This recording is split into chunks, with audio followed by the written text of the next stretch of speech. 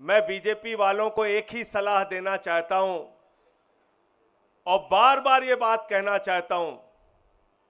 कि भाजपाइयों, एक बात को समझ लो, नफरत की राजनीति में तुम आगे हो सकते हो, झगड़ा कराने की, दंगे फसाद कराने की राजनीति में तुम आगे हो सकते हो, भाई को भाई से बांटने की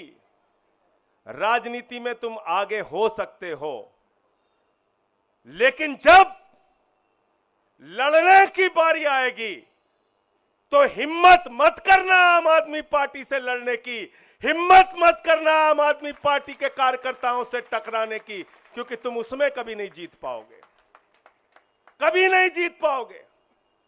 हमारी ट्रेनिंग इस संघर्ष की हुई है और तुम लोगों की ट्रेनिंग अंग्रेजों से माफी मांगने की हुई है, देश से गद्दारी की हुई है। तुम्हारे पुरखों ने देश से गद्दारी करने का काम किया है, अंग्रेजों से माफी मांगने का काम किया है।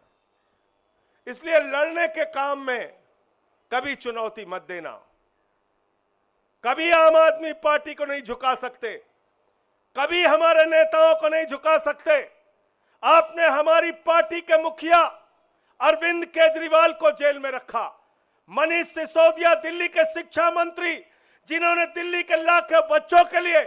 दिन रात काम किया, उनको 17 महीने तक जेल में रखा। मैं देश के प्रधानमंत्री से पूछना चाहता हूं, इन 17 महीनों का हिसाब कौन देगा? मनीष सिसोदिया के परिवार ने जो 17 महीने प्रताड़ना झेली, मानसिक रूप से, शारीरिक रूप से, उसका हिसाब कौन देगा? मनीष सिसोदिया ने खुद जेल में रह के जो यातना झेली, उसका हिसाब कौन देगा? भाजपाई कहते हैं सिर्फ जमानत ही तो मिली है, सिर्फ जमानत ही तो मिली है। मैं दिल्ली के लोगों, आपसे हाथ जोड़ के कहना चाहता हूं, चुनाव का परिणाम जब आए और बीजेपी के लोग चिल्ला के कहें मेरी जमानत जब्त हो गई, मेरी जमानत जब्त हो गई, तो आपको एक ही बात कहना है, सिर्फ जमानत ही तो जब्त हुई है, सिर्फ जमानत ही तो जब्त हुई है, सिर्फ जमानत ही तो जब्त हुई है, सिर्फ जमानत ही तो जब्त हुई है। ये काम आपको करना है, ये काम करना है साथियों। और अगर